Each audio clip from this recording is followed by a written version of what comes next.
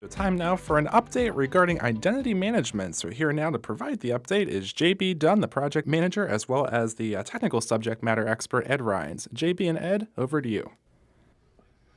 Thank you, Tyler. Greetings, everyone. Welcome back to the next update on the Identity Management Project. I'm JB Dunn. I'm the project manager. I'm Ed Rhines. I'm the subject matter expert. And today we're going to bring you up to date on the Identity Management Implementation Project. But before we get into what we've been doing lately, let's just remind everyone some of the foundational things about the project. First and foremost, the Identity Management System. What is identity management?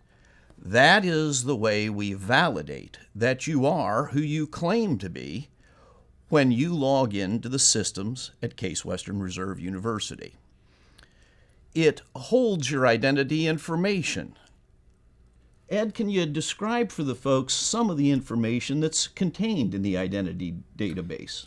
It basically holds not just your user ID and password, but it also holds things like your name, what your role is at the university, and other information that could be useful for the various services that use the identity management system. And so that is the actual authenticating of the individual when they log in, when they get onto the system. But it doesn't actually authorize anything, does it, Ed? The identity management system basically, like you said, says who you say you are. It's up to the system you're logging into to actually authorize you to use the system based on you being who you are and what roles you have in the university. I see.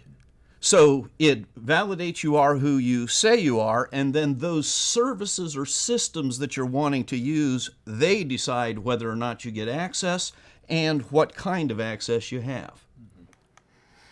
So let's talk about the project itself a little bit. There's two primary portions of the identity management deliverables. One provides the services for external service providers, and the other portion of the project takes care of provisioning for internal systems. So let's talk for just a moment about those third-party services. The university purchases services from different sources of providers that make different capabilities available to the university's users. And they have to validate that you are who you say you are, and then they can go about providing you the access you're entitled to. That would be the external databases, the external provider databases. But Ed, we also have internal systems. Can you describe the internal systems and how they use identity management? They basically use it to determine whether or not you can log in. They use it sort of the same way. It just authenticates who you are so that you can do what you need to do. And then they also make the determination as to what kind of capabilities you have. Is that correct? Yes. Yeah.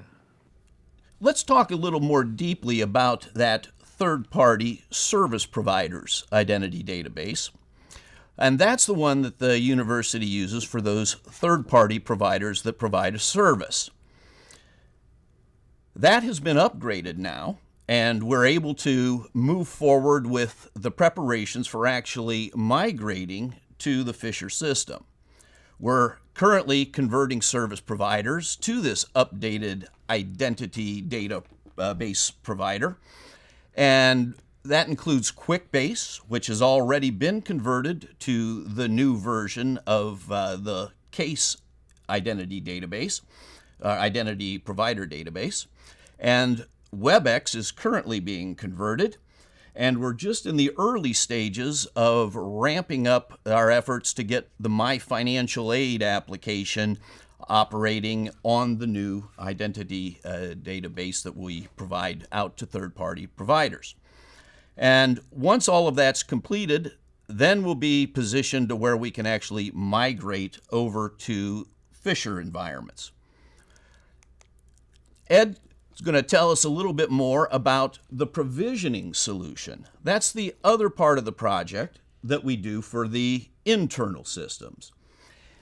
Ed, can you tell us a little bit about the kinds of things that are being done in that project now? Where is that portion of the project stand? Right now, we're in the process of documenting our existing identity management system and all its capabilities and how it's being used throughout the university so that functionality can be replicated within in the new system. It's a long, involved process that is very technical, so it's taking a while, but that's where we're at, still going through and documenting everything. And that includes all of the rules and the policies, and there's diagrams and a lot of technical specifications. A very complex undertaking. Yes. And something that must be done accurately if systems are going to work as expected. So with that in mind, what comes next? Well, as we mentioned, there's two different initiatives underway.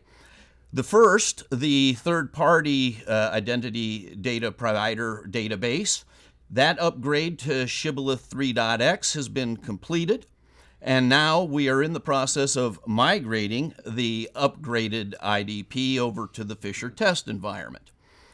And then, Ed, how are we doing with the next steps for the provisioning project? They're moving along slowly. We're still designing and migrating. And once it gets fully designed, we'll go on then with the construction of the solution, the user acceptance testing, and then finally the migration over to the Fischer system of all those provisioning capabilities.